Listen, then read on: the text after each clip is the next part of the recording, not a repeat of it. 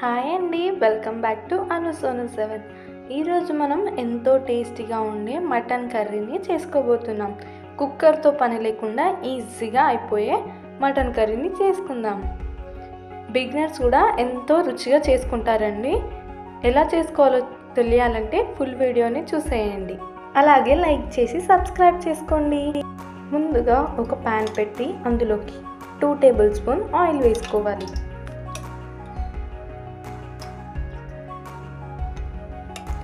Oil బాగా heat అయ్యాక ఇందులోకి 2 బిర్యానీ ఆకులను, 4-5 లవంగాలు, ఒక దాల్చిన చెక్క, అలాగే కొద్దిగంత సాజీరను కూడా వేసుకోవాలి. అవి బాగా ఫ్రై అయ్యాక మనం పొడుగ్గా కట్ చేసుకున్న ఉల్లిపాయలని కూడా యాడ్ చేసుకోవాలి.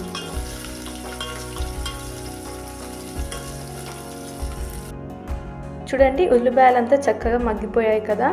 ఇలా మగ్గాక ఇందులోకి 1 table spoon salt, 2 table spoon అల్లం వెల్లుల్లి పేస్ట్ వేసుకోవాలి. ఎప్పుడైనా సరే నాన్ వెజ్ కర్రీస్లోకి అల్లం వెల్లుల్లి పేస్ట్ ఎక్కువగా వేస్తేనే బాగుంటుంది టేస్ట్.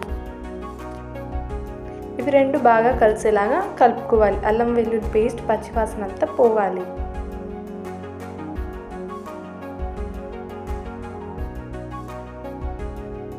చూడండి, అల్లం వెల్లుల్లి పేస్ట్ అంతా బాగా కలిసిపోయింది కదా. ఇప్పుడు ఇందులోకి గుప్పెడు పుదీనా కూడా యాడ్ చేసుకోవాలి. మీరు కావాలంటే కొత్తిమీరని కూడా యాడ్ చేసుకోవచ్చు.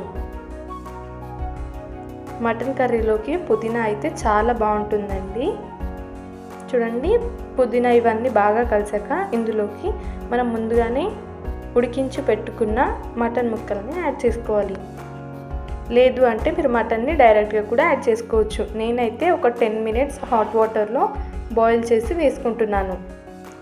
ఇలా అయితే మనకు మటన్ చాలా శుభ్రంగా క్లీన్ అవుతుంది, అలాగే టేస్ట్ కూడా బాగుంటుంది. ఒకసారి అంతా కలిసేలాగా మెల్లిగా కలుపుకోవాలి. ఇలా కలుపుకున్నాక మూత పెట్టి ఒక 5 మినిట్స్ లో ఫ్లేమ్లో కుక్ చేసుకోవాలి. 5 మినిట్స్ లో ఫ్లేమ్లో కుక్ చేసుకున్నాక మరొకసారి ఇలా కలుపుకొని 10 మినిట్స్ మనం హై ఫ్లేమ్లో కుక్ చేసుకోవాలి. చూడండి, మనకి ఇలా వాటర్ రావడం కూడా స్టార్ట్ అయిపోయింది కదా. ఇప్పుడే మనం స్టవ్ని మీడియం ఫ్లేమ్లో అడ్జస్ట్ చేసుకోవాలి.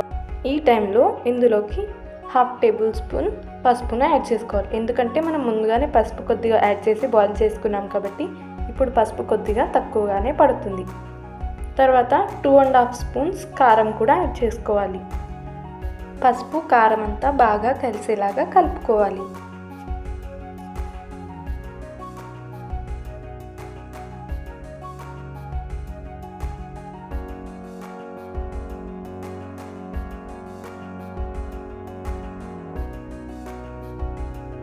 పసుపు కారం అంతా బాగా కలిసాక ఒక 5 to 10 మినిట్స్ మీడియం ఫ్లేమ్లోనే మనం కుక్ చేసుకోవాలి. మధ్య మధ్యలో కలుపుతూ ఉండాలండి. చూడండి, 10 మినిట్స్ తర్వాత మళ్ళీ ఒకసారి కలుపుకొని దీంట్లోకి మనం కట్ చేసి పెట్టుకున్న టొమాటోస్ని కూడా యాడ్ చేసుకోవాలి.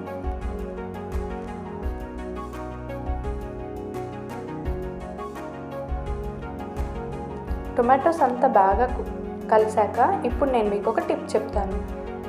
ఇప్పుడు మనం కుక్ చేసుకుంటున్న బౌల్ మీద ఒక ప్లేట్ పెట్టాలి. ప్లేట్ పెట్టి అందులోకి కొద్దిగంత వాటర్ని యాడ్ చేసుకోవాలి. మరీ ఎక్కువ వాటర్ కదండి, కొద్దిగంత వాటర్ యాడ్ చేసుకోవాలి. 10 మినిట్స్ లో ఫ్లేమ్లోనే కుక్ చేసుకోవాలి. మధ్య మధ్యలో కలుపుతూ ఉండాలి. ఇలా ప్లేట్ పెట్టి కుక్ చేసుకోవడం వల్ల ఏమవుతుందంటే చూడండి, మనకు ఆవిరికి వాటర్ అంతా కర్రీలోకి వెళ్తుంది కదా. ఇలా అవ్వడం వల్ల మనకు కర్రీ మాడిపోకుండా ఉంటుంది. ఆ ప్లేట్ తీసేటప్పుడు చాలా జాగ్రత్తగా తీయాలండి, చేయి కాలుతుంది. మధ్యలో మధ్యలో ఒక 2 టైమ్స్ అలా కలుపుకొని మళ్ళీ ప్లేట్ పెట్టి కుక్ చేసుకోవాలి. 10 మినిట్స్ అయ్యాక ఆల్రెడీ ప్లేట్లో ఉన్న వాటర్ని కర్రీలోకి యాడ్ చేసుకొని మరింత వాటర్ని కూడా యాడ్ చేసుకొని ఒకసారి కలుపుకోవాలి.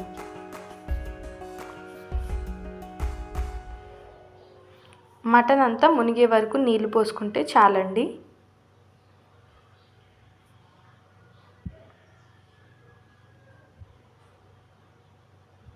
ఒకసారి అంతా బాగా కలిసేలాగా కలుపుకున్నాక మూత పెట్టి ఒక 10 మినిట్స్ హై ఫ్లేమ్లో కుక్ చేసుకొని తర్వాత 5 మినిట్స్ లో ఫ్లేమ్లో కుక్ చేసుకుంటే సరిపోతుంది.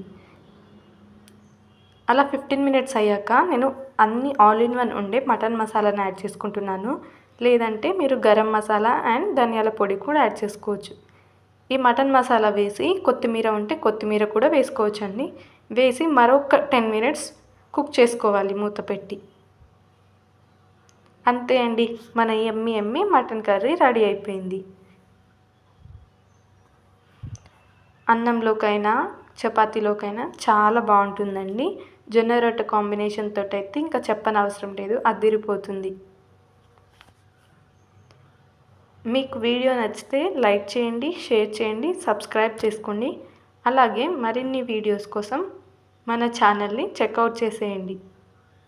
నెక్స్ట్ టైం రెసిపీ చేయాలో కూడా కామెంట్ చేసేయండి. బాయ్.